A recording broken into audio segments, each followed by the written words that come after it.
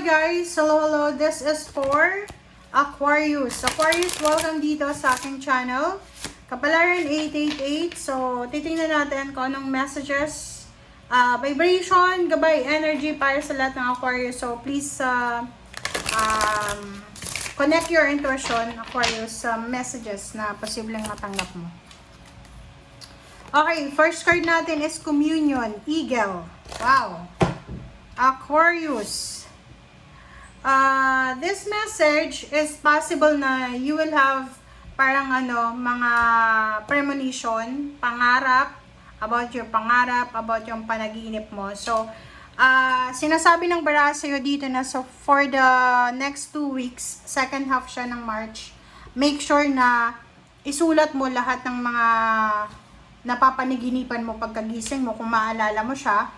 And yung mga signs, symbols, synchronicities na posibleng makita mo everyday, kailangan mo rin siyang i-note siya. Okay? Okay, next card natin is a blessing to find truth. Okay. So, ikaw ba ay involved sa mga kasinungalingan, may mga kapamilya, kaibigan, relationship ka na posibleng maraming tinatago sa'yo. Kasi yung message na to is this is 25, so 7 siya. Siguro matagal mo nang gustong malaman yung totoo. May mga sikreto na sinisikreto sa'yo. And now, sinasabi ng bara sa'yo na posibleng maraming sekretong mabubunyag sa 2 linggong ito. Maraming kwento, sekreto na mabubunyag para sa'yo. Okay? So, let's check.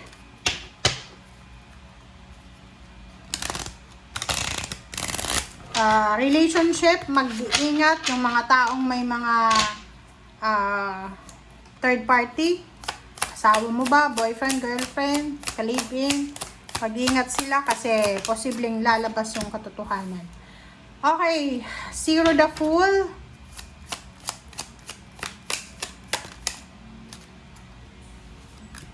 Death card. Ang nakikita ko dito sa tatlong baraha mo, meron dito na may parang pinapaasa ka lang. Okay? So, there's an Aquarius dito, babae ka man or lalaki. Pinapaasa ka sa, like for example, sa kasal. Pinapaasa ka sa trabaho, sa promotion, or kung ano man yan. Eh, naghihintay ka. Or pwedeng pinapaasa ka, like pinautang mo siya.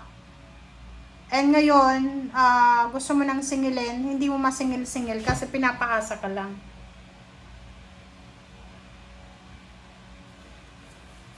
Okay?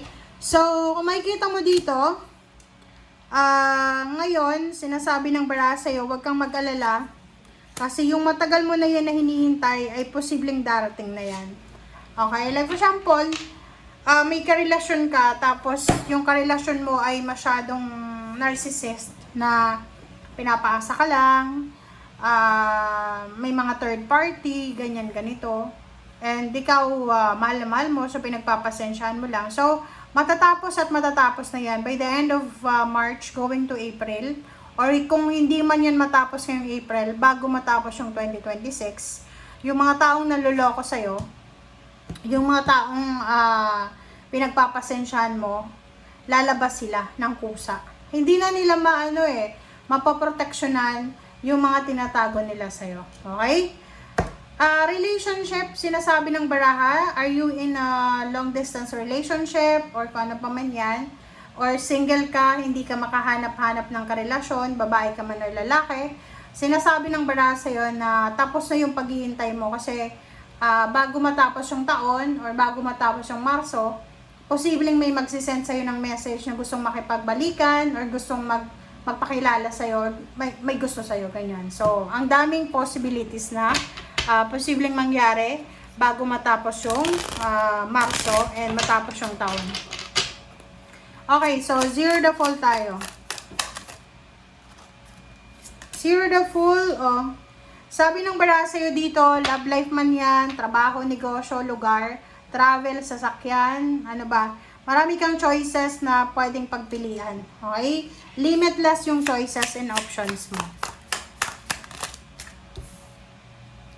Okay, next card is Nine of Pentacles. So, yun.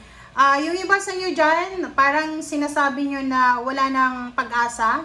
Like yung halimbawa, may edad ka na. Tapos iniisip mo na wala na, hindi ko na makukuha yung mga pangarap ko eh. May edad ka na, hindi ka na malakas, hindi ka na nagtatrabaho. O yung iba, parang feeling nyo stagnant na lang kayo.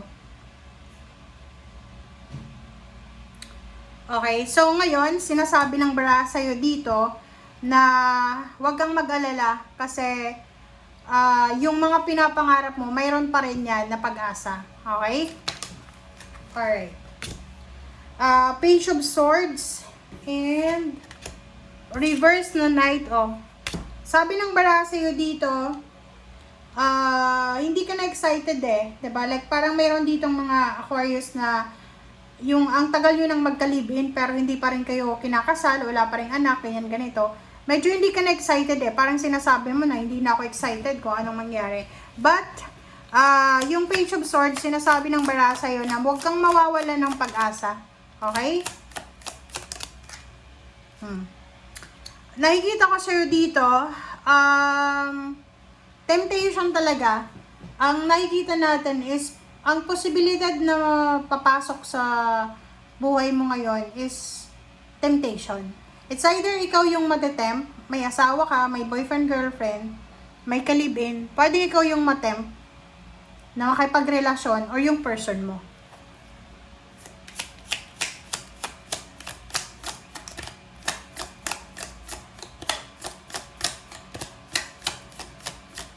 Kasi meron ditong relationship na posibleng mabuo, pero hindi naman sila nagmamahalan eh.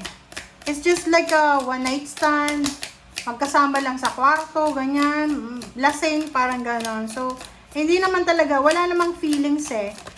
So, yun, temptation lang, Tower.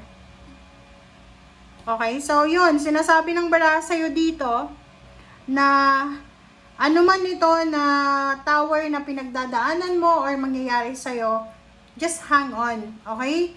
Huwag mong i-give up yung pangarap mo. Like, for example, ang nangyayari kasi dito, pwedeng may, ang pinaka-relevant dito is yung estudyante ka, bigla kang nabuntis, na baka i-give up mo yung pag-aaral mo because of pagbubuntis. Kasi bumagsak yung tower mo eh, yung foundation mo. And yung pagbubuntis na yun, hindi naman yun siguro galing sa third party, or pwedeng galing sa third party, pero wala namang love. Kumbaga, nalasing lang, magkasama sa kwarto, naka one night stand lang, or whatever, na temptation lang siya. Okay? So, basta ang sabi ng baraha sa'yo dito na ano man ito na matutuklasan mo, or ano man itong mangyari sa'yo, wag mong i-give up kung ano talaga ang gusto mo. Okay? Thank you guys. Bye!